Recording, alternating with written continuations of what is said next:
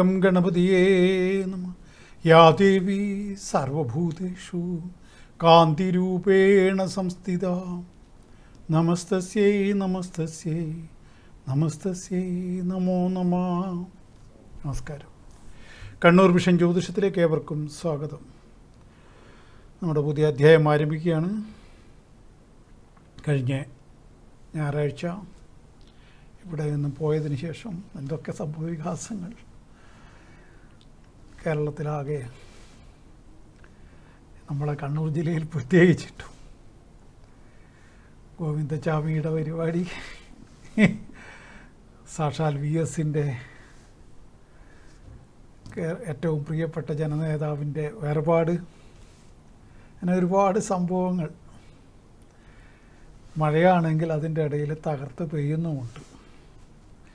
എന്തോ ഒരു സാധാരണ മനുഷ്യന്മാർക്കൊക്കെ ഒരു ഭയം തോന്നുന്നൊരു അന്തരീക്ഷം മഴ നിമിത്തം വന്നിട്ടുണ്ട്. എല്ലാവർക്കും ഉണ്ടാവില്ല, പക്ഷെ ചിലർക്കൊക്കെ ഈ മഴ ഭയപ്പെടുത്തുന്ന മഴയാണ്. എന്താണ് സംഭവിക്കുക എന്ന് പോലും തിരിയാത്ത രൂപത്തിൽ അങ്ങനെയൊരു അവസ്ഥയുണ്ട്. റോഡിൽ വണ്ടി ഓടിക്കാനും വളരെ ബുദ്ധിമുട്ടാണ്. വെള്ളക്കെട്ടിലൂടെ വണ്ടി വളരെ പതുക്കെ ഓടിക്കണം. ഇപ്പോൾ ഉള്ള സെൻസറെല്ലാം ഉള്ള വണ്ടിയാണെങ്കിൽ വളരെ ശ്രദ്ധിച്ചില്ലെങ്കിൽ കാശ് പോവും. അത് പ്രത്യേകം പറഞ്ഞില്ലെന്ന് വേണ്ട. മാനുവലായ വണ്ടിയാണെങ്കിൽ അത്ര പേടിക്കേണ്ടതില്ല. പക്ഷേ സെൻസറുള്ള വണ്ടിക്കാരെല്ലാം വളരെ വളരെ ശ്രദ്ധിച്ച് വണ്ടി ഓടിച്ചില്ലെങ്കിൽ, അല്ലെങ്കിൽ എൻജിൻ ഇൻഷൂർ ചെയ്യുക എന്നുള്ള ഒരു പരിപാടിയുണ്ട്. അത് പലരും ചെയ്യാറില്ല. അത് ശ്രദ്ധിക്കണം. എൻജിൻ, നമ്മളിപ്പം വണ്ടി ബമ്പർ ടു ബമ്പർ ആണെങ്കിലും എൻജിൻ ഇൻഷൂർ ചെയ്തില്ലെങ്കിൽ അതിന് 3000 വേറെ കൊടുക്കണം. അത് ചെയ്തില്ലെങ്കിൽ പണി കിട്ടും. അപ്പോൾ അതുകൊണ്ട് തന്നെ അത് ഇൻഷൂർ കമ്പനിയോട് ചോദിക്കണം. നമ്മൾ ഇപ്പോൾ ഓൺലൈനിലാണെങ്കിലും അങ്ങോട്ട് ചോദിക്കണം, എൻ്റെ വണ്ടിയുടെ എൻജിൻ കവറായിട്ടുണ്ടോ എന്ന്. ഇപ്പം മഴ അങ്ങനെയുള്ളൊരു കാലഘട്ടമായതുകൊണ്ടാണ് ഇങ്ങനെയുള്ള കാര്യങ്ങളൊക്കെ നിങ്ങൾക്ക് പറഞ്ഞു തരുന്നത്. നമ്മളെല്ലാ വശങ്ങളും ഇങ്ങനെ പഠിച്ചു പോയല്ലോ. അപ്പോൾ പഠിച്ച കാര്യങ്ങൾ പറഞ്ഞു തരണ്ടേ? നിങ്ങളോട് എനിക്ക് അത്രമാത്രം, നിങ്ങളല്ലേ എന്നെ നിലനിർത്തുന്നത്. അതുകൊണ്ട് നിങ്ങളിൽപ്പെട്ട ആർക്കും ഒരു വിഷമം വരാൻ പാടില്ല എന്ന് എനിക്ക് ഉത്തമമായൊരു ഇതുണ്ട്, കാഴ്ചപ്പാടുണ്ട്. അതുകൊണ്ടാണ് ഇത്തരം കാര്യങ്ങളൊക്കെ ഒരു ജ്യോതിഷ പ്രോഗ്രാമിൽ ആരും പറയില്ല. നമുക്ക് ഗോവിന്ദചാമിയിലേക്കും VSലേക്കും ഒക്കെ വരാം. ഒരു കോളുണ്ട്. ഹലോ ഹലോ, എവിടുന്നാണ്? അഴിയൂരിന്ന്. പറഞ്ഞോളൂ മാഡം, ഡേറ്റ് പറയൂ. 1999 ഒക്ടോബർ 13.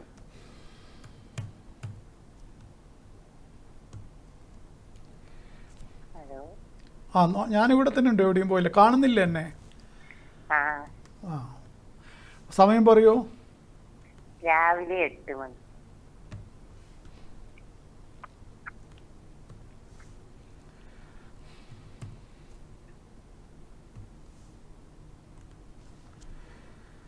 അനിഴം നക്ഷത്രം. അതെ. എന്താണ്, ആരാണത്? നിങ്ങളുടെ മോനാ. എന്താണ് മോനെ കൊണ്ട് അറിയേണ്ട വിഷയം? എന്താണ്?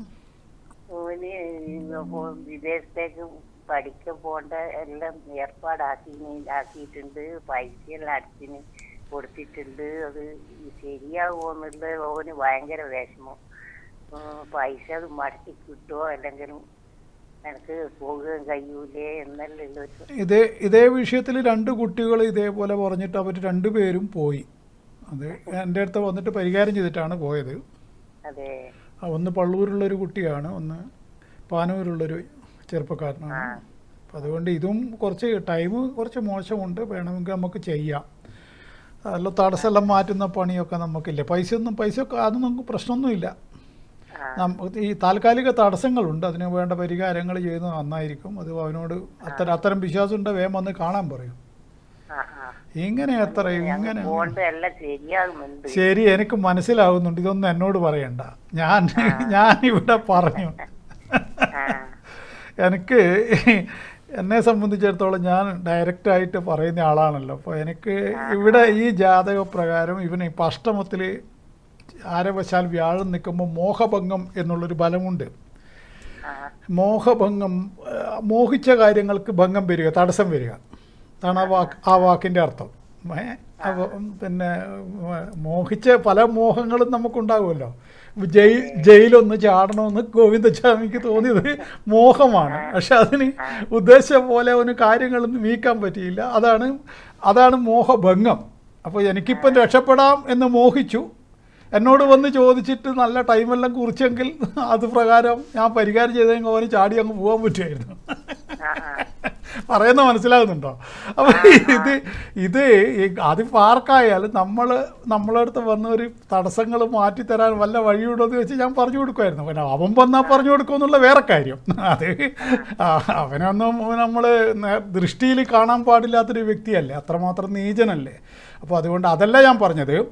പൊതുവെ ഏതൊരു വ്യക്തിക്കും അവരുടെ മോഹങ്ങൾക്ക് തടസ്സം വരുന്ന സമയം, ആ തടസ്സം വരുന്ന സമയമാണ് അഷ്ടമത്തിൽ വ്യാഴം ചാരവശാൽ സഞ്ചരിക്കുന്ന സമയം. ഒപ്പം രാഹുവിൻ്റെ അപഹാരം 2026 വരെ. അപ്പോൾ ചുറ്റിക്കളിപ്പിക്കും.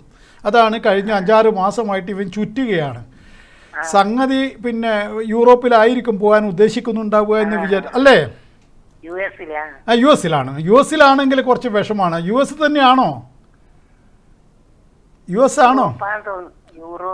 അതെ, യൂറോപ്പല്ലേ, US വേറെ. നിങ്ങൾ US ആ നട്ടപ്രാന്താണ് അയാൾക്ക്. ഈ ട്രംപ് എന്ന് പറഞ്ഞ ചങ്ങായി, അയാൾക്കിപ്പം വട്ടളകി കളിക്കുന്ന പോലെയാണ്. അയാളുടെ പല പ്രവൃത്തികളും മാനസിക രോഗം ബാധിച്ച ഒരു മനുഷ്യനെ പോലെയാണ്. അയാളുടെ എല്ലാ വർത്തമാനങ്ങളും എല്ലാ പ്രവൃത്തിയും നമ്മൾ ശ്രദ്ധിച്ചാൽ മനസ്സിലാവും. അയാൾ പിന്നെ എന്താണ് അയാൾ ചെയ്തു കൂട്ടുന്നതെന്നുള്ള എങ്ങനെ എങ്ങോട്ടേക്കാണ് ലോകത്തിന് ഈ വൃദ്ധൻ. അയാൾ വാർദ്ധക്യത്തിലേക്ക് വന്നപ്പോൾ അയാൾക്ക് ഇടക്കാലത്ത് വന്ന തിരിച്ചടിയോ എന്തോ അയാളെ കിട്ടിയപ്പോൾ ഞാൻ ഭയങ്കരനാണെന്നൊരു തോന്നലൊക്കെ വന്നിട്ടുണ്ട് അയാൾക്ക്. അപ്പോൾ അതുകൊണ്ട് എല്ലാവർക്കും അയാളെ കൊണ്ട് ബുദ്ധിമുട്ടുമുണ്ട്. അപ്പോൾ അത് ഏതായാലും നിങ്ങളെ മോൻ യൂറോപ്പിലേക്കാണെന്നാണ് ഞാൻ വിചാരിക്കുന്നത്. യൂറോപ്പിലാണെങ്കിൽ നിങ്ങൾക്ക് നിശ്ചയമായിട്ടും അവന് ഈ സമയത്തിൻ്റെ കേട് മാത്രമേ ഉള്ളൂ. അത് മാറ്റിക്കഴിഞ്ഞാൽ അവൻ പോവും. ഞാനൊരു ഉറപ്പ് പറഞ്ഞാൽ പിന്നെ എന്താണ് അതിനെക്കുറിച്ച് എന്തിനാണ് നിങ്ങൾ പിന്നെ ടെൻഷൻ അടിക്കുന്നത്? നിങ്ങളത് വന്നിട്ട് പെട്ടെന്ന് തന്നെ അത് തീർക്കൂ, നമുക്കത് പരിഹരിക്കാം. അവനോട് പറയൂ ഞാനിങ്ങനെ പറഞ്ഞെന്ന്. അവനെ എന്നിട്ട് പെട്ടെന്ന് തന്നെ വന്ന് കണ്ടിട്ട് അവൻ പോകട്ടെ, ഞാനത് തീർത്തു കൊടുക്കും. അതിലപ്പുറം എനിക്ക് വർത്തമാനം പറയാൻ എനിക്ക് ബുദ്ധിമുട്ടുണ്ട്. ഞാൻ അതിലപ്പുറം പറയുന്നത് അന്യായമായി പോവും. ഇത് ന്യായമായ വാക്കുകളെ ഞാൻ പറഞ്ഞിട്ടുള്ളൂ. എന്നെ വിശ്വാസമുണ്ടെങ്കിൽ നിങ്ങൾ എന്നെ പരിപാടി കഴിഞ്ഞാൽ വിളിക്കുക. ഓക്കെ. അപ്പോൾ അതുകൊണ്ട് ഞാൻ പറഞ്ഞത് ഏതൊരു വ്യക്തിക്കും ആ മോഹഭംഗത്തിൻ്റെ കഥ മോഹിച്ചു. അപ്പോൾ ഏതായാലും പോകട്ടെ, അത് ആടെ നിൽക്കട്ടെ. ഒരു നികിഷ്ട ജന്മത്തെ കൊണ്ട് പറയുന്നതിന് മുമ്പേ മഹത്വമുള്ള ജന്മത്തെക്കുറിച്ച് ആദ്യം പറയട്ടെ. നികിഷ്ട ജന്മത്തിന് രണ്ടാമത് മാറ്റി വെക്കാം. കാരണം ഇതൊക്കെ പറയേണ്ട കാര്യം തന്നെയാണല്ലോ. ഒന്ന്, മഹത്വമുള്ള ജന്മം എന്താണ് എന്ന് ലോകം ശരിക്കും, കേരളം പ്രത്യേകിച്ചും മനസ്സിലാക്കി. എന്തുകൊണ്ടാണ്? അദ്ദേഹത്തിന് ഇതിനു മുമ്പേ അത് കിട്ടിയത് ഉമ്മൻചാണ്ടിക്കാണ്. അദ്ദേഹവും ആ പാവപ്പെട്ടവരോട് അലിവും കാര്യവും ഒക്കെ ഉള്ള മനുഷ്യൻ. അന്ന് ഞാനിതൊക്കെ പറഞ്ഞിരുന്നു. എന്നെ സംബന്ധിച്ചിടത്തോളം ഇത്തരം എന്താ പറയുക സങ്കുചിതമായ രാഷ്ട്രീയ കാഴ്ചപ്പാട് ഇതൊന്നും എന്നെ നയിക്കുന്നില്ല. ഞാൻ ഉള്ളതുപോലെ അങ്ങ് പറയും. അത് എന്നെപ്പോലത്തെ ആൾക്ക് ആവശ്യമില്ലല്ലോ, അത്തരം കക്ഷി രാഷ്ട്രീയമൊന്നും വേണ്ടല്ലോ. അപ്പോൾ അത് ആർക്ക് ഇഷ്ടപ്പെട്ടാലും ഇഷ്ടപ്പെട്ടില്ലെങ്കിലും നമ്മൾ പറയേണ്ടത് നമുക്ക് പറയാമല്ലോ. അതിനുള്ള സ്വാതന്ത്ര്യം ഇവിടെയുണ്ട്. ഇത് ജനാധിപത്യ രാജ്യമാണല്ലോ. അപ്പോൾ VS വളരെയേറെ സമൂഹത്തിന് വേണ്ടി, പാവപ്പെട്ടവർക്ക് വേണ്ടി നിലകൊണ്ട മനുഷ്യനാണ്. അതാണ് ഇത്ര വലിയ തരംഗമായിട്ട് നമ്മൾ എന്താണ് ഇന്നീ കടലിൽ നാവുകൾ തിരകൾ. അപ്പോൾ കടലിന് അത് ശരിക്കും യോജിക്കുക. അത് പണ്ടേ ഉള്ള പാട്ടാണ്. ആരെ കൊണ്ടാണ് ആദ്യം പാടുകയെന്ന് എനിക്കറിയില്ല. കടലിൻ്റെ നാവായിട്ട് തിരയെ സങ്കല്പിച്ചിരിക്കുകയാണ്, അല്ലെങ്കിൽ ആരോപിച്ചിരിക്കുകയാണ്, അല്ലെങ്കിൽ കവി ആ എഴുതിയ പാട്ടുകാരൻ അത് ശ്രദ്ധിക്കണം നിങ്ങൾ. ഇന്നീ കടലിൽ നാവുകൾ തിരകൾ നിന്നവദാനം വാഴ്ത്തുന്നു. അവദാനങ്ങൾ വാഴ്ത്തപ്പെടേണ്ട ചില വ്യക്തിത്വങ്ങളുണ്ടാവും. അതിൽപ്പെട്ട ആൾ തന്നെയാണ് 102-ാം വയസ്സിൽ. സാധാരണഗതിയിലുള്ളൊരു മനുഷ്യനാണെങ്കിൽ 90 കഴിയുമ്പോൾ തന്നെ നമ്മളെല്ലാവരും ഇതെപ്പോൾ അങ്ങോട്ട് തെക്കോട്ട് എടുക്കുക എന്ന് പറഞ്ഞിട്ട് കാത്തിരിക്കും. ഇത് ഞാൻ കണ്ടത് ടി വിയിൽ ഞാൻ നേരിട്ട് കണ്ടതാണ്. അപ്പോൾ പിന്നെ ഇതിൽ പോയിട്ട് പെട്ടിയുടെ മുകളിൽ മുഖടിച്ച് വീഴുകയാണ് ആണും പെണ്ണും, സ്ത്രീകളും പുരുഷന്മാരും. അതാണ് നമ്മളെ പഠിക്കേണ്ട വിഷയങ്ങളുണ്ട്. ഒരു കോളുണ്ട്. Hello hello hello hello hello ഞാനിവിടെ പറയുന്ന കാണുന്നില്ലേ? നിങ്ങൾ പരിപാടിക്ക് മുമ്പിലല്ലേ?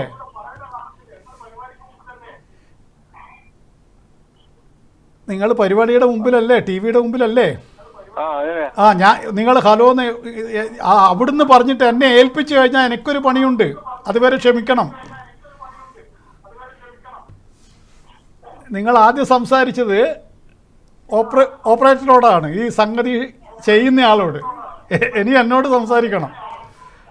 ഹലോ, എവിടുന്ന് വിളിക്കുന്നു? പയ്യന്നൂർ. ഡേറ്റ് പറയൂ. ഒന്ന് വോളിയം കുറക്കൂ. ഒന്ന് വോളിയം കുറക്കൂ. 2-1-84.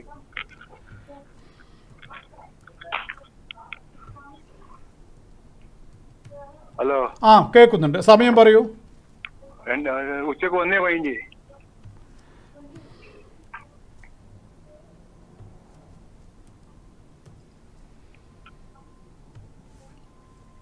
ഹലോ. 1:15. മൂലം നക്ഷത്രം. ഹലോ. മൂലം നക്ഷത്രം. ആരുടേതാണെന്ന് പറയൂ. എന്റെ പെങ്ങളെ മോന്റെ സർ. ശരി, ആവട്ടെ. സാറ് അന്ന് 6 മാസം മുമ്പ് പറഞ്ഞ ട്രാൻസ്ഫർ ആവുന്നു. ഇതുവരെ ഒന്നും കിട്ടിയില്ല സർ. വിസ ആഫ്രിക്കന്ന് 6 മാസം മുമ്പ് പറഞ്ഞ് സാറ് കിട്ടുമെന്ന് പറഞ്ഞതാണ് വേറെ സ്ഥലത്തേക്ക്. അത് ഇതുവരെ ശരിയായിട്ടില്ല സർ.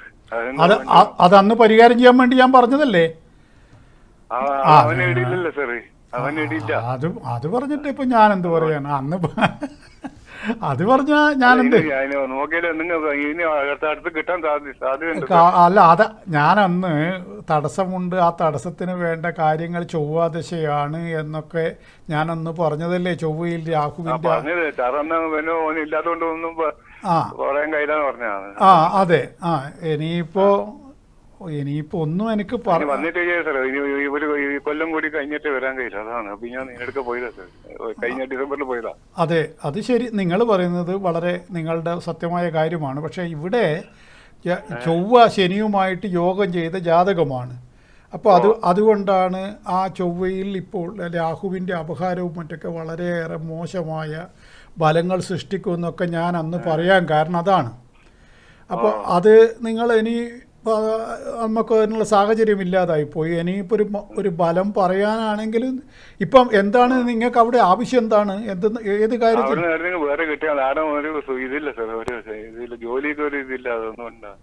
അത് ശരി. നിങ്ങൾ പിന്നെ ഒന്ന് സുബ്രഹ്മണ്യൻ എന്തെങ്കിലും അവിടെ പയ്യന്നൂർ സുബ്രഹ്മണ്യൻ ചെയ്യുന്നുണ്ട്. ഓക്കെ. അതിലപ്പുറം അതിന് പിന്നെ അതിലപ്പുറം ഒന്നും ചെയ്യാനില്ല. സുബ്രഹ്മണ്യൻ വളരെ ശക്തനാണ്. പിന്നെ ഒന്ന് രാജരാജേശ്വരനും ഒന്ന് ചെയ്ത് നോക്കൂ. ആ തടസ്സങ്ങളൊന്ന് മാറട്ടെ. എന്തായാലും ജാതകം ചെറിയ സാധ്യത മാത്രമേ ഉള്ളൂ. നിങ്ങൾ പറഞ്ഞത്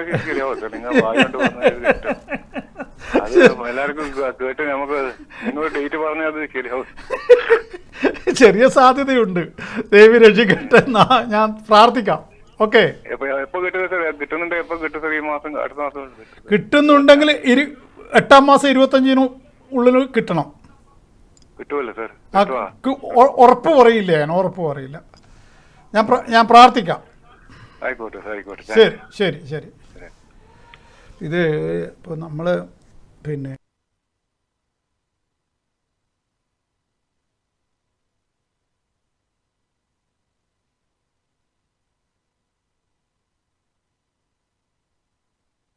സ്നേഹിക്കപ്പെടാനാണ് ഭയങ്കര പാട്.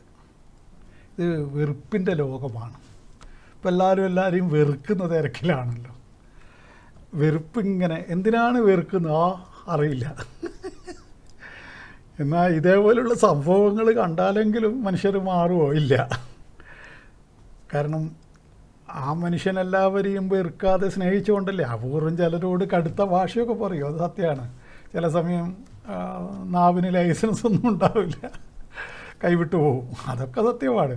പക്ഷേ ബേസിക്കായിട്ട് ആ വ്യക്തിക്ക് സ്നേഹമായിരുന്നു. പ്രത്യേകിച്ചിട്ടും കുറേയും കൂടി ഏജ് മൂത്തപ്പോൾ എല്ലാവരെയും സ്നേഹിക്കുന്ന ഒരവസ്ഥയിലേക്ക് അദ്ദേഹം മാറി എന്നുള്ളതാണ് യാഥാർത്ഥ്യം. രാഷ്ട്രീയ നേതാവ് എന്നുള്ളതിനപ്പുറത്തേക്ക് എന്താണ്, സമൂഹത്തെ ആകെ, അതാണ്, അത് രണ്ടും രണ്ടാണ്. രാഷ്ട്രീയപരമായിട്ടുള്ള വ്യക്തി, ആ വ്യക്തി പിന്നീട് മൊത്തം ലോകത്തിനെ ആളായി മാറുക, അതാണ്. അത് എല്ലാവർക്കും ജനകീയ നേതാവുക, അതാണ് സത്യം പറഞ്ഞാൽ ആ ട്രാൻസ്ഫോർമേഷൻ അല്ലെങ്കിൽ ആ പരിവർത്തനം. അത് ഞാനൊക്കെ കണ്ടു എന്നതാണ് സത്യം പറഞ്ഞാൽ. ശരിക്കും അതിൻ്റെ യാഥാർത്ഥ്യം മനസ്സിലാക്കിക്കൊണ്ട് തന്നെയാണ് സംസാരിക്കുന്നത്. അങ്ങനെ വളരെ ചുരുങ്ങിയ ആളുകൾക്ക് മാത്രമേ കേരളത്തിൽ ഇന്ന് വരെ സാധിച്ചിട്ടുള്ളൂ. ഒരു 6 പേരെ എനിക്ക് എണ്ണിയെടുക്കാനാവുന്നുണ്ട് അത്തരം മനുഷ്യരെ, എല്ലാ പാർട്ടിയിലും കൂടിയിട്ട്. വെറും 6 ആൾ. ശ്രദ്ധിച്ച് കേൾക്കണത്. ഞാൻ ഈ 10 വയസ്സ് മുതൽ പത്രം വായിക്കുന്ന ആളായതുകൊണ്ട് എനിക്ക് കൃത്യമായിട്ട് എല്ലാത്തിനെക്കുറിച്ചും ധാരണയുണ്ട്. അതുകൊണ്ടാണ് ഞാൻ അങ്ങനെ പറയുന്നത്. അതിലപ്പുറം ഒരാളെ കിട്ടിയില്ല എനിക്ക്. അതാരൊക്കെയാണെന്ന് ഞാൻ പറയുന്നില്ല,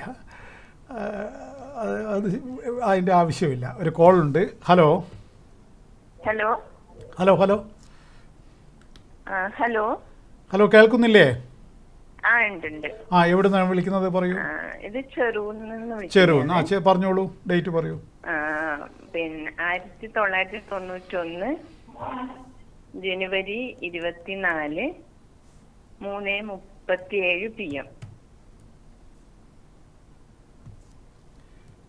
3:37 PM അല്ലേ?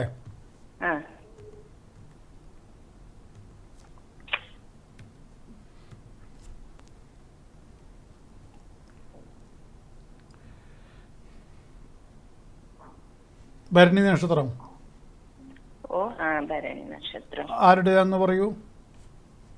ഇത് പിന്നെ ഏച്ചിന്റെ മോൻ്റെതാ. എന്താണ് അറിയേണ്ട വിഷയം? പറയൂ. അത് ജോലിയൊന്നും ആയിട്ടില്ല കുട്ടിക്ക്. ജോലി എന്ന് വെച്ചാൽ ഒരു ജോലി ആയിട്ടില്ലേ? 34 വയസ്സായല്ലോ. എന്തൊക്കെയോ ചെയ്തു എന്നല്ലാതെ കൃത്യമായൊരവസ്ഥയിലില്ല അല്ലേ? ഇല്ല. കോഴ്സും കംപ്ലീറ്റ് ചെയ്തില്ല. അങ്ങനെ. ശരി. ഇപ്പോൾ രാഹുവിൽ വ്യാഴത്തിൻ്റെ അപഹാരം വന്നിട്ടുണ്ട് ഈ 20-ാം തീയതി മുതൽ. അപ്പോൾ അത് നല്ലതാണ്. ജോലി സംബന്ധമായിട്ട് അത് ഗുണം ചെയ്യും. അപ്പോൾ നമുക്ക് എന്തായാലും ശുഭപ്രതീക്ഷ വെച്ച് പുലർത്താം. ഇനി അയാളോട് നന്നായിട്ടൊന്ന് ശ്രമിച്ചാൽ അയാളുടെ ജീവിതം അയാൾക്ക് കൊണ്ടുവരാൻ പറ്റുമെന്ന് പറയുക. അതെ. അഷ്ടമത്തിൽ സർപ്പം നിൽക്കുന്ന ദശ നടക്കി, അഷ്ടമത്തിൽ നിൽക്കുന്ന സർപ്പത്തിൻ്റെ ദശയാണ് നടക്കുന്നത്. ആ സർപ്പമാണെങ്കിൽ സൂര്യനോടും ശനിയോടും യോഗം ചെയ്തിട്ടാണ്. 3 പാപഗ്രഹങ്ങളാണ് അവിടെ നിൽക്കുന്നത്. അപ്പോൾ അത് ഒരുതരം മാനസികമായിട്ട് സമ്മർദ്ദമുണ്ടാക്കും. അങ്ങനെ ഒരു കാലഘട്ടമാണ് അയാൾക്ക് ഈ 20-ാം തീയതി കഴിഞ്ഞത്. ആ 20-ാം തീയതിക്ക് ശേഷം അയാൾക്ക് മാറ്റങ്ങൾ വരണം. അതായത് 6 ദിവസമായിട്ട് ചെറിയ പരിവർത്തനങ്ങൾ ഇനി നിങ്ങൾക്ക് പ്രതീക്ഷിക്കാം. ഈ രാഹുവിന് എന്തെങ്കിലും ശമനം വരുത്താനുള്ള കർമ്മങ്ങൾക്ക് താല്പര്യമുണ്ടെങ്കിൽ എന്നെ വന്ന് കാണുകയും ചെയ്യാം. അതായത് രാഹു മൊത്തം 18 കൊല്ലമാണ് രാഹു. അതിൽ 2-3 കൊല്ലമേ ആയിട്ടുള്ളൂ. സ്വാപഹാരം എന്ന് പറഞ്ഞാൽ അത്രയും ഉണ്ടാവും. 2 കൊല്ലം 8 മാസമൊക്കെ ഉള്ളൂ. അത് കഴിഞ്ഞു കഴിഞ്ഞാൽ പിന്നീട് ഈ വ്യാഴത്തിൻ്റെ അപഹാരം ഇപ്പം നടക്കുന്നു. അത് കഴിഞ്ഞ് അപ്പോൾ ഇപ്പം ഒരു പോസിറ്റീവായ സംഭവങ്ങൾ നടക്കണം. പിന്നെ പരിഹാരമൊക്കെ ചെയ്യാൻ നിങ്ങൾ പറയുന്നത്, നിങ്ങൾ അത് അവിടെ മമ്മായത് എന്താണെന്ന് എനിക്ക് മനസ്സിലായി. സാമ്പത്തികമെല്ലാം വളരെ വിഷമമാണ്. അപ്പോൾ പിന്നെ അതുകൊണ്ട് എനിക്ക് വേഗം മനസ്സിലായി. വേണ്ട ഇങ്ങോട്ട് വരണ്ട. അതെനിക്ക് മനസ്സിലായി. നിങ്ങൾ പെട്ടെന്ന് നിങ്ങൾ ന്യൂട്രാകുമ്പോൾ ഞാൻ നിങ്ങളെ വിറ്റ പൈസ എൻ്റെ അടുത്ത് ഉണ്ട് കേട്ടോ. അതുകൊണ്ട് അത് ഞാൻ വിട്ടു. പരിഹാരം ആ ചെറുകുന്നമ്മ തന്നെ അവനെ രക്ഷിക്കട്ടെ. പിന്നെ നമുക്ക് ഇവിടെ പോയിട്ട് മാടായിക്കാവിലൊന്ന് തടസ്സം മാറാൻ വേണ്ടിയിട്ടൊന്ന് പിന്നെ അവിടെ ഒരു തേങ്ങ ഊത്തിയിട്ട് മറ്റേ ഭദ്രകാളിക്ക് ശാക്തീയമായ ഒരു ഇത് ചെയ്യണം, ഭക്ഷണം കൊടുക്കണം. അതിൻ്റെ ന്യായാന്യായങ്ങളൊന്നും ചിന്തിക്കണ്ട, കുറച്ച് കോഴി ഇറച്ചി ദേവിക്ക് കൊടുക്കുക. അത് കൊടുക്കുക.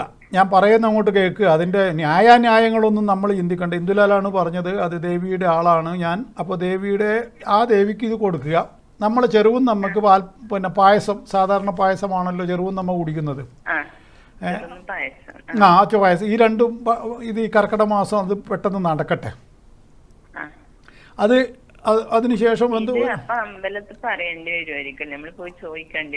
അല്ലല്ല, അതപ്പോൾ തന്നെ പോയി ടിക്കറ്റ് മുറിക്കാം. രാവിലെ പോയാൽ ഉടനെ തന്നെ അതിൻ്റെ ടിക്കറ്റ് മുറിച്ചാൽ മതി. ചെറുകുന്ന് പിന്നെ നിങ്ങൾക്ക് നിങ്ങൾ അവിടെ പിന്നെ പ്രശ്നമേ അല്ലല്ലോ. മറ്റേ സ്ഥലത്തും ചൊവ്വാഴ്ചയോ വെള്ളിയാഴ്ചയോ രാവിലെ പോയിട്ട് ചെയ്താൽ മതി. എന്നിട്ട് ഉച്ചക്കാ പ്രസാദം മേടിച്ചിട്ടേ വരാവൂ. അത് നടക്കട്ടെ, കാര്യങ്ങൾ മാറ്റം വരും. ബാക്കിയൊന്നും പറയുന്നില്ല. ഞാൻ എന്തെങ്കിലും കണ്ടിട്ടുണ്ടാവും. ബാക്കി എന്തായാലും ഈ കാര്യങ്ങൾ ചെയ്യട്ടെ, നടക്കട്ടെ. എന്നിട്ട് നമുക്ക് നോക്കാം.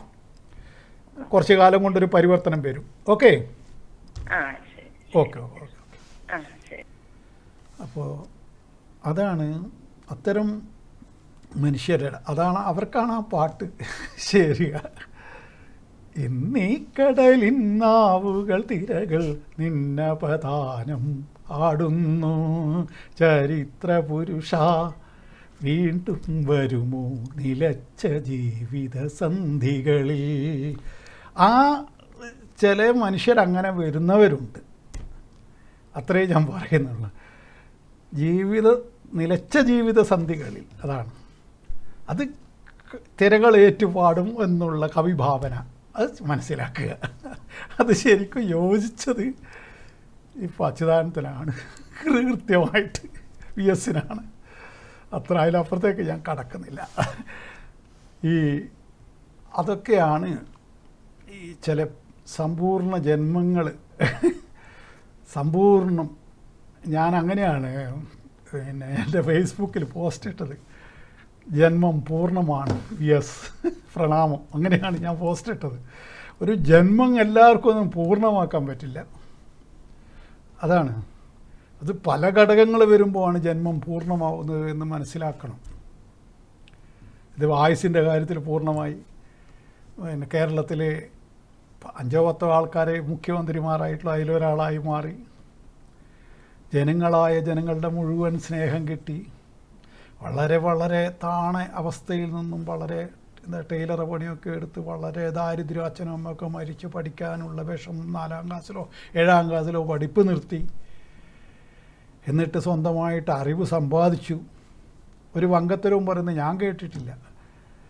TV വന്നതിന് ശേഷം ഞാൻ അദ്ദേഹത്തെ പലപ്പോഴും ശ്രദ്ധിക്കുന്നതല്ലേ. ഞാൻ പറഞ്ഞ പോലെ ഈ സ്ലിപ്പ് ഓഫ് ടങ് എന്നുള്ള ഒരു അവസ്ഥ അദ്ദേഹത്തിന് ഉണ്ടാവാറുണ്ട് ചില സമയത്ത്. രാഷ്ട്രീയ എതിരാളികളോടൊക്കെ എന്താ പറയാമെന്നറിയാതെ രൂപത്തിലൊരു പ്രതികരണം ഉണ്ടാവും. അത് അദ്ദേഹത്തിൻ്റെ വീക്ക്നെസ് ആയിരുന്നു. അത് പറഞ്ഞിട്ട് കാര്യമില്ല. പക്ഷെ മറിച്ച് അറിവില്ലായ്മയൊന്നും പറയുന്നത് ഞാൻ കണ്ടിട്ടില്ല. ഒരു കോളുണ്ട്. ഹലോ. Hello good morning. പറഞ്ഞോളൂ, ഡേറ്റ് പറഞ്ഞോളൂ. 5/1/1962. എവിടുന്നാണ് വിളിക്കുന്നത് നിങ്ങൾ? കണ്ണൂർ എവിടെ? കണ്ണൂർ തളാപ്പ്. ഓ നമ്മളെ ഗോവിന്ദ ചാമിന് കിട്ടിയ തളാപ്പ്. തളാപ്പ് പേരെടുത്തില്ലേ അല്ലേ? തളാപ്പ് പേരെടുത്തു. അവിടെ ഒരു മഹാദേവനുണ്ട്. ആ ദേവന് പോലും ഇത്ര പേരുണ്ടാക്കാനായില്ല. അതാണ് കുപ്രസിദ്ധിക്ക് പ്രത്യേകത ഉണ്ടെന്ന് പറയുന്നത്. Famous notorious. നമ്മളെ ദേവൻ അവിടെ ഉണ്ടല്ലോ തളാപ്പിൽ. ആ ദേവനെ ഞാൻ 3 പ്രാവശ്യം വന്ന് കണ്ടിട്ടുമുണ്ട്. നാരായണ ഗുരുവിൻ്റെ പ്രതിഷ്ഠ. ആ ദേവൻ്റെ ആ ദേവൻ അത്രയും ശക്തനായ ദേവൻ അവിടെ ഉണ്ടായിട്ട് പോലും ഈ മഹാഭാവി വന്നിട്ടാണ് നാട് ഫേമസ് ആയത്. സമയം പറയൂ. സമയം 1:50 AM 1:50 AM. 5/1/62 1:50 PM AM. AM, AM, ആ. AM, അതെ. ആ പിന്നെ തൃക്കേട്ട നക്ഷത്രം കറക്റ്റ് കറക്റ്റ്. നിങ്ങളുടെ തന്നെയാണോ? അതെ, എൻ്റെ തന്നെ, എൻ്റെ. ഓ ശരി. 5/1/62. Okay okay. ഓക്കെ. അപ്പോൾ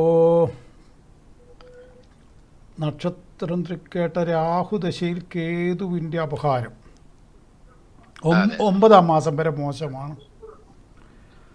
ഓക്കെ ഓക്കെ. 9-ാം മാസം, അതായത് ഇനിയിപ്പോൾ അത്രയേ ഉള്ളൂ. ഇനി 1.5 മാസം കൂടി. 4-9-25 വരെയാണ് മോശം. Okay okay. 4-9. ഓക്കെ. 4-9 അതുവരെ ശ്രദ്ധിക്കണം, ആരോഗ്യ കാര്യത്തിൽ വളരെ ശ്രദ്ധിക്കണം. ഓക്കെ. ഹൃദയം കറക്റ്റ് അല്ലേ? ഓ കറക്റ്റ് കറക്റ്റ്. എല്ലാം പ്രവർത്തനങ്ങളെല്ലാം കിതപ്പൊന്നുമില്ലല്ലോ? ഇല്ല ഇല്ല ഇല്ല. അതാണ് പ്രധാനമായിട്ട് നോക്കേണ്ടത്. അപ്പോൾ അതില്ലെങ്കിൽ പിന്നെ അത്ര പേടിക്കാനൊന്നുമില്ല. ഈ ഒരു ഇത് കഴിഞ്ഞാൽ പിന്നെ ശുക്രാപഹാരം വരുന്നതോടുകൂടി കാര്യങ്ങൾ നിങ്ങൾക്ക് പിന്നെ വീണ്ടും ലഗ്നാധിപനായ ശുക്രൻ്റെ അപഹാരം വരുന്നതോടുകൂടി നിങ്ങൾക്ക് കുറച്ചുകൂടി സാമ്പത്തികമായിട്ട് മെച്ചം വരും. Okay sir ji. ഓക്കെ. അല്ല അങ്ങനെയല്ലേ ജോർജ് കുട്ടി വേണ്ടേ? അപ്പോൾ അത് അതെ അത് വേണമല്ലോ. അപ്പോൾ അത് കയറുന്ന ഇവിടെ കാണുന്നത്, പണം കയറുന്നതാണ് കാണുന്നത്. അങ്ങനത്തെ ഒരു പണിയല്ലേ എടുക്കുന്നത്? അതെ അതെ അതെ. ഓ അതെനിക്ക് മനസ്സിലായി. ആള് പുലിയാണ്. വെറും ചിരിക്കാൻ മാത്രമല്ല എന്നെ പോലെ, ഞാനെല്ലാം സാധു. നിങ്ങളാള് പുലിയാ. അപ്പോൾ അതുകൊണ്ട് ഏതായാലും ഈ എനിക്ക് കിട്ടുന്നത് മുഴുവൻ നമുക്കൊരു ബിരിയാണി തിന്നാൽ പോലും ദഹിക്കാത്ത പ്രായമല്ലേ. അതുകൊണ്ട് എനിക്ക് കിട്ടിയ മുഴുവൻ ബാക്കിയല്ലേ. തീർച്ചയായിട്ടും അത് കുട്ടികൾക്ക് അങ്ങോട്ട് കൈമാറ്റം ചെയ്യാലോ. അപ്പോൾ ദൈവം സഹായിക്കട്ടെ. എല്ലാം കൊണ്ടും മെച്ചത്തിലേക്കാണ് വരാൻ പോകുന്നത്. ഈ പറഞ്ഞ ഡേറ്റ് വരെ ശ്രദ്ധിച്ചാൽ മതി. Okay okay okay okay. Rahu 10-ലല്ലേ, അങ്ങനത്തെ കുഴപ്പമൊന്നുമില്ല. രാഹു നിങ്ങളെ പറ്റിക്കുകയില്ല, ചതിക്കുകയില്ല, ഒന്നുമില്ല. 10-ലെ രാഹു പാല് പോലെയാണ്. നിങ്ങൾ അതിനെ കുറിച്ച് ആരും നിങ്ങളെ പേടിപ്പിച്ചെങ്കിൽ അത് നിങ്ങൾ പേടിക്കണ്ട.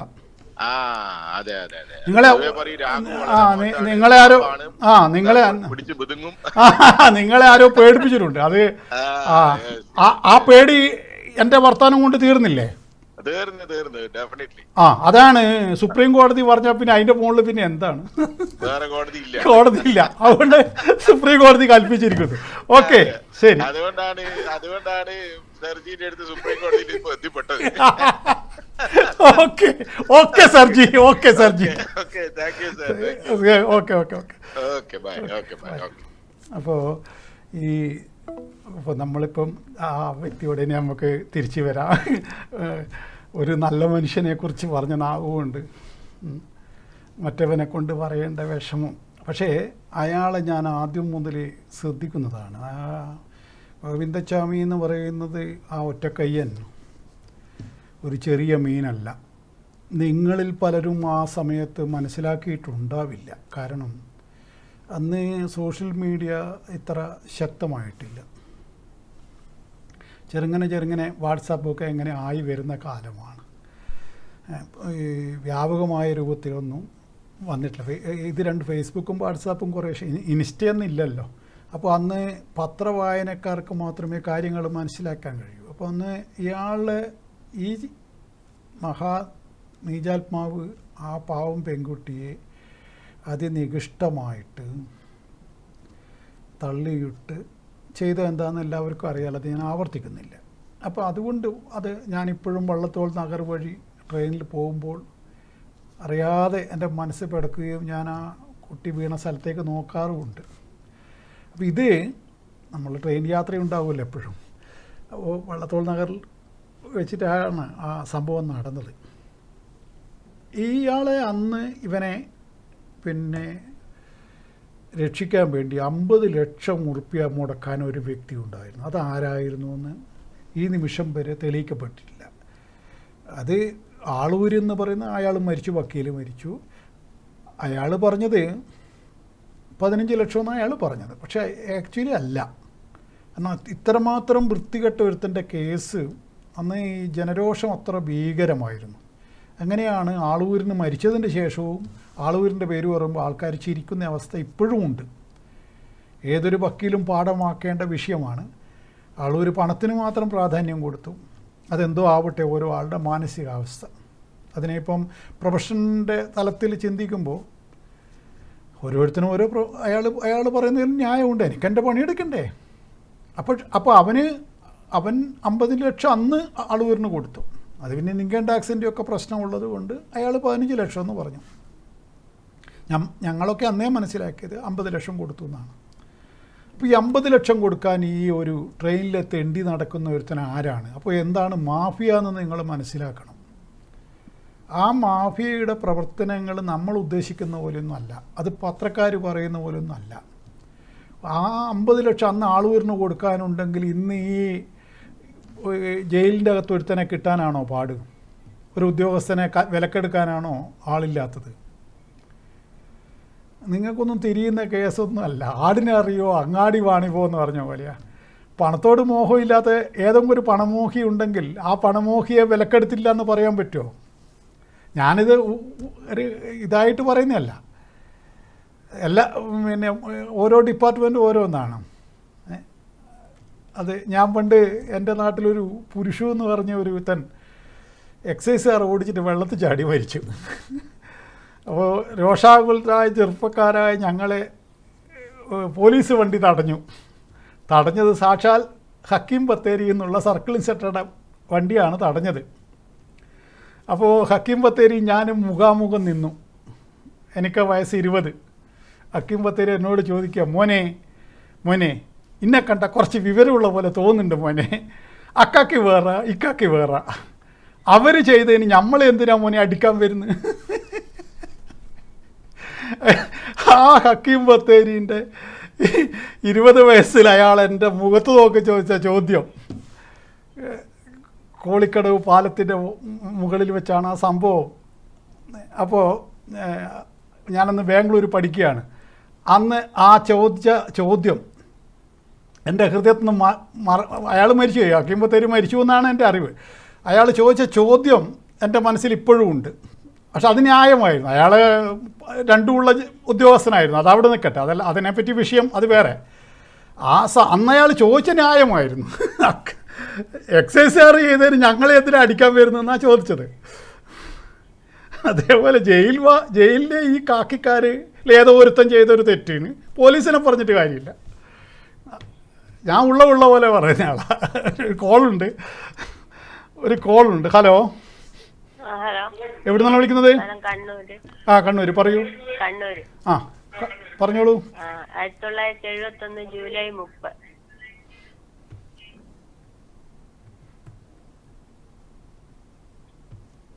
6:42 6:42 AM.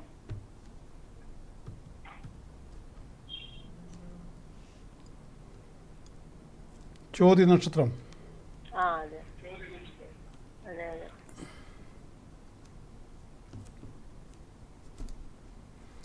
രാഹു ദശയിൽ ജനിച്ചു. ഇപ്പം നടക്കുന്നത് ബുധദശയാണ്. കേതുവിൻ്റെ അപഹാരമാണ്. ഇപ്പം 54 വയസ്സാണ് ഇപ്പോൾ ഉള്ളത്. എന്താണ് അറിയേണ്ട വിഷയം? എന്താണ്? വീടിന്റെ പണിയൊന്നും കഴിഞ്ഞിട്ടില്ല. അതെപ്പം തുടങ്ങാൻ പറ്റുമെന്നുള്ളത്. വീടിൻ്റെ പണി 22 തുടങ്ങിയ പിന്നെ ബുധൻ്റെ ദശ സ്വാപഹാരം, ഇപ്പം നടക്കുന്ന കേതുവിൻ്റെ സ്വാപഹാരം ഈ 11 മാസം കഴിഞ്ഞാൽ ഉത്തമ സമയമാണ്. നിശ്ചയമായിട്ട് നിങ്ങൾ ആ സമയത്തിൻ്റെ ഗുണത്തിൽ. ഇത് നിങ്ങളുടെ ഭർത്താവിൻ്റെ ആണോ? നിങ്ങളെ തന്നെ. ഓക്കെ. നിങ്ങളുടെ ഉത്തമ സമയമാണ്. നിങ്ങൾ ധൈര്യത്തിൽ നിങ്ങൾ ജോലി ചെയ്യുന്നുണ്ടോ? ശരി. വേറെ പണത്തിൻ്റെ ഒരുക്കങ്ങൾ നിങ്ങൾക്കുണ്ടോ?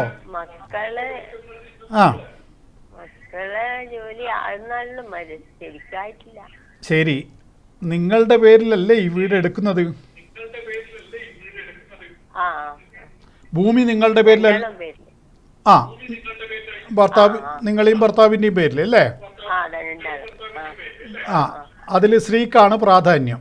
സ്വാഭാവികമായിട്ടും നിങ്ങൾക്ക് ഇത്രമാത്രം അനുകൂല സമയം വന്ന സ്ഥിതിക്ക് നിങ്ങൾ 3 കൊല്ലത്തിനുള്ളിൽ വീടെടുക്കും. അത് കുറച്ചുകൂടി പണി കഴിയൂല, എല്ലാ പണിയും കഴിയും. അത് മാത്രമല്ല, നിങ്ങൾ ഉദ്ദേശിച്ചതിനേക്കാളും ഭംഗിയും ഉണ്ടാവും വീട്ടിന്. എന്താ സംശയം ഉണ്ടാവും? ഇതൊന്നും എന്നോട് പറയണ്ട. ഇതൊന്നും പറയണ്ട. തൽക്കാലം ഞാൻ എന്നെ റേഡിയോ പോലെ കണ്ടാൽ മതി. ആ റേഡിയോട് അങ്ങോട്ട് പറയണ്ട. അല്ല, ഞാൻ പറഞ്ഞത് അങ്ങോട്ട് കേട്ടാൽ മതി. ഈ വിഷയത്തിൽ ഞാൻ പറഞ്ഞു കഴിഞ്ഞു. അതായത് ഈ വർഷം കഴിഞ്ഞിട്ട് 3 കൊല്ലത്തിനുള്ളിൽ നിങ്ങളുടെ വീട് മനോഹരമായി നിങ്ങൾ പൂർത്തിയാക്കും.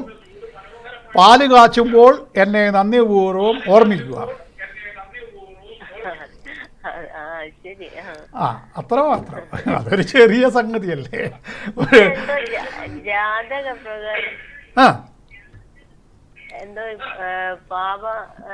ഇതൊന്നും ഇങ്ങനെയുള്ള ഒന്നും ഞാൻ പറഞ്ഞിട്ട് നോക്കൂ സഹോദരി, ഞാൻ ഇങ്ങനെ ഭയപ്പെടുത്തുന്ന ആളല്ല. ഞാൻ ഇതിനു മുമ്പേ വിളിച്ച ആ തളാപ്പ് ഉള്ള മനുഷ്യനോട് പറയുന്നത് കേട്ടില്ലേ, രാഹു മോശ എന്ന് പറഞ്ഞ് അദ്ദേഹത്തെ പേടിപ്പിച്ചിട്ടുമുണ്ട്. ഞാൻ ഒരു പേടിക്കണ്ട എന്ന് പറഞ്ഞപ്പോൾ അദ്ദേഹം ചിരിക്കുന്ന കണ്ടില്ലേ. അത് എൻ്റെ രീതി വേറെയാണ്. ഈ ഭയപ്പെടുത്തിയിട്ടൊന്നും കാര്യമില്ല. അതുകൊണ്ടാണ് ജ്യോതിഷത്തിന് ഇപ്പോൾ ആകെ അല്ലേ തന്നെ ജ്യോതിഷം ഭയങ്കരമായ 2 അഭിപ്രായം വന്നിട്ടുണ്ട്. അപ്പോൾ ഇത് കുറേ ആൾക്കാർ വല്ലാതെ ഭയപ്പെടുത്തുന്നുണ്ട്. അത് സോഷ്യൽ മീഡിയയിൽ ഭയപ്പെടുത്തുന്ന വേറെ. എന്തോന്ന് പാപം, എന്തോന്ന് പിന്നെ ഇതൊന്നും ഇവിടെ ഇപ്പം ചിന്തിക്കേണ്ട വിഷയമില്ല. ആരെ ശാപം? ശാപം പറയണമെങ്കിൽ 9 കൊണ്ടല്ലേ? 9-ാം ഭാവം ഇവിടെ ശുദ്ധശൂന്യമല്ലേ? ഏത് വകയിലാണത് പറയുക? 9-ാം ഭാവാധിപൻ പൂർണ്ണ ബലവാനായിട്ട് ലഗ്നത്തിൽ നിൽക്കുന്നു. കർക്കടത്തിൽ വ്യാഴം. ഏത് പിന്നെ ജ്യോതിഷ സിദ്ധാന്ത പ്രകാരമാണ്?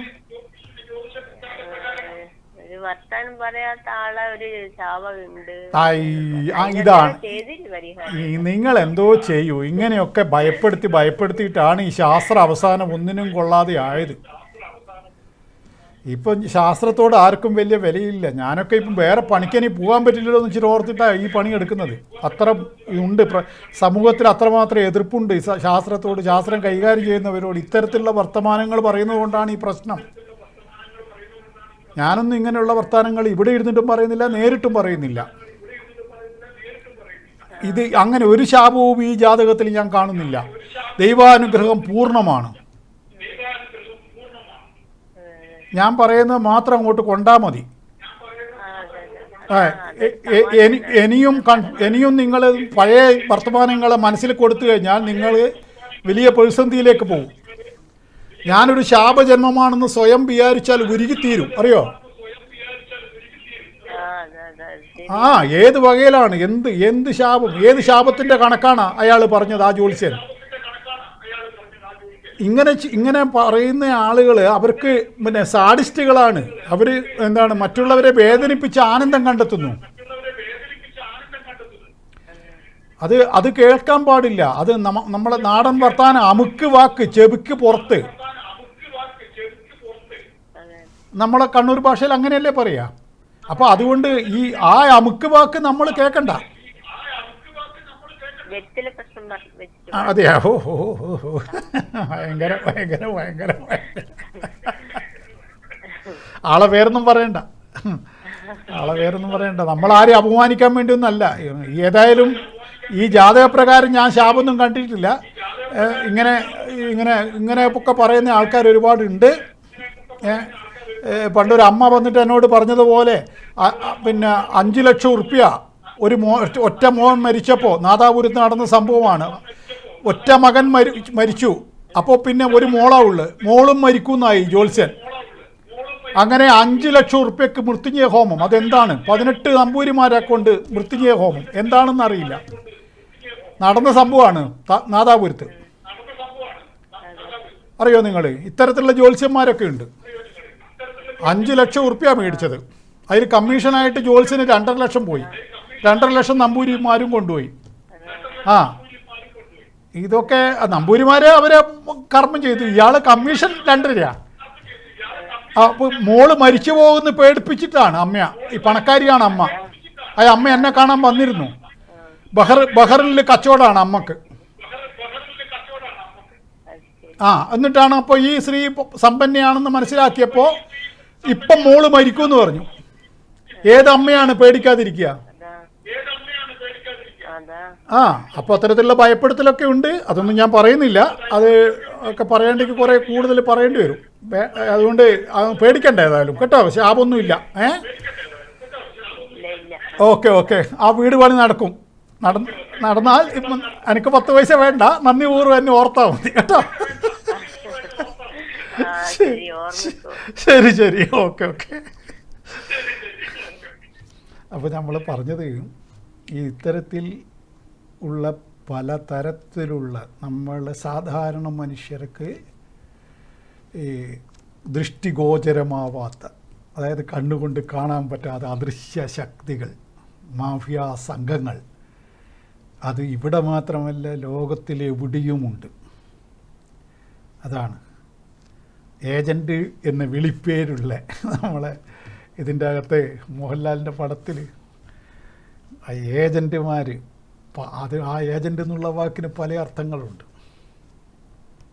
അത് പിന്നെ എമ്പുരാനിൽ പറയുന്ന ആ ഒരു ഇതുണ്ടല്ലോ, അതേപോലെ മാഫിയ സംഘങ്ങൾ പല രൂപത്തിലുണ്ട്, പല ഭാവത്തിലുണ്ട്. അത്തരത്തിലുള്ളൊരു മാഫിയ സംഘം ആണ് ഈ സംഭവത്തിൻ്റെ പിന്നിലെന്നാണ് ഞാൻ ഉറച്ചു വിശ്വസിക്കുന്നത്. അവർക്ക് ഒരു ഉദ്യോഗസ്ഥനെയൊക്കെ വിലക്കെടുക്കാനൊക്കെ അതൊക്കെ അവർക്ക് വളരെ നിസ്സാരമാണ്. അത് ഇനിയും ഏത് സ്ട്രോങ് ജയിലിൽ സംഭവിക്കാം. അതുകൊണ്ട് ഞാൻ ഇതൊക്കെ പണ്ട് മുതലേ ശ്രദ്ധിക്കുന്ന ഒരാളെന്നുള്ള രൂപത്തിൽ ചാൾസ് ശോഭരാജിൻ്റെ ജയിൽ ചാട്ടം മുതൽ രാജൻ എന്ന് പറയുന്ന ബ്രിട്ടാനിയ രാജനെ ജയിലിലിട്ട് കൊന്നതും ഇതേ മാഫിയയാണ്. മാഫിയകൾക്ക് ജയിലിലിട്ട ആളെ കൊല്ലാനും സാധിക്കും, ജയിലിലുള്ള അവരുടെ ആളുകളെ പുറത്തെത്തിക്കാനും സാധിക്കും. പാവൻ രാജൻ കുറേ പണമുണ്ടാക്കിയെന്നല്ലാതെ അയാൾ കൊല്ലംകാരനായിരുന്നു. നീനാപ്പിള്ള എന്ന് പറഞ്ഞ അയാളുടെ ഭാര്യയാണ്.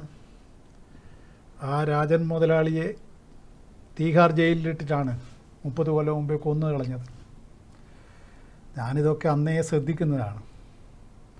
ജയിൽ കൊല്ലാനും ഉപയോഗിക്കും, ജയിലിൽ നിന്ന് ഒരുത്തനെ രക്ഷപ്പെടുത്തിട്ടേക്ക് അതിനും കളിയുണ്ട്, പലതുമുണ്ട്. അത് നിങ്ങളെപ്പോലെയുള്ള എല്ലാവർക്കും തിരിയണമെന്നില്ല.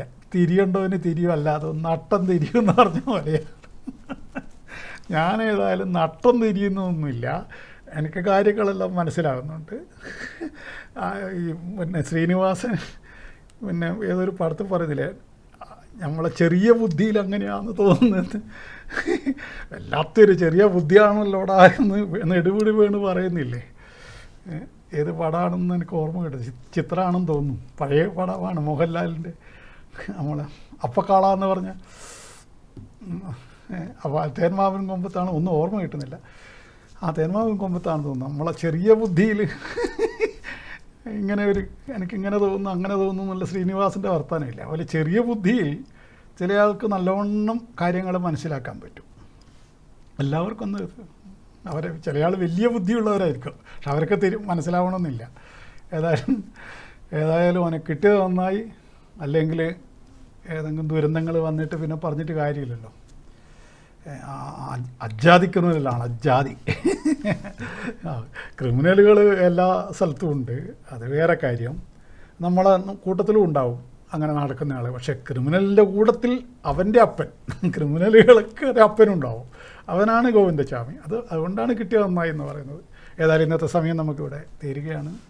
ജ്യോതിഷപരമായ കാര്യങ്ങൾ മനസ്സിലാക്കാനും ഒപ്പം പരിഹാരകർമ്മങ്ങൾ ചെയ്യേണ്ടവർക്കും എന്നെ നേരിട്ട് വന്ന് കാണാം. അത് പിന്നെ മുൻകൂട്ടി ബുക്ക് ചെയ്തവരെ മാത്രമേ ഞാൻ കാണുന്നുള്ളൂ. അതേപോലെ ജാതക പരിശോധനയും പരിഹാരങ്ങളും മാത്രമേ ഞാൻ നടത്തുന്നുള്ളൂ. മറ്റ് ജ്യോതിഷ സംബന്ധമായ പ്രശ്നചിന്ത, മുഹൂർത്തം കുറിക്കൽ, ഇത്തരം കാര്യങ്ങളൊക്കെ ഞാനിപ്പോൾ ഒഴിവാക്കിയിട്ടാണുള്ളത്. അതുകൊണ്ട് ജാതകം നോക്കേണ്ടവർക്കും പരിഹാരം ചെയ്യേണ്ടവർക്കും എന്നെ ബുക്ക് ചെയ്ത് വന്ന് കാണാം. ഇനി അതല്ല, ഓൺലൈനിൽ അറിയണമെങ്കിൽ ഡേറ്റും ടൈമും വാട്സാപ്പിൽ അയച്ച് ഈ ദക്ഷിണ ഗൂഗിൾ പേ വഴി ചെയ്തിട്ട് അങ്ങനെയും അറിയാം. എല്ലാം നിങ്ങളുടെ ഇഷ്ടം. താല്പര്യമുള്ളവർക്ക് ബന്ധപ്പെടാം. ഈ നമ്പർ തന്നെയാണ് 9388504419. ഏവർക്കും നന്ദി, നമസ്കാരം.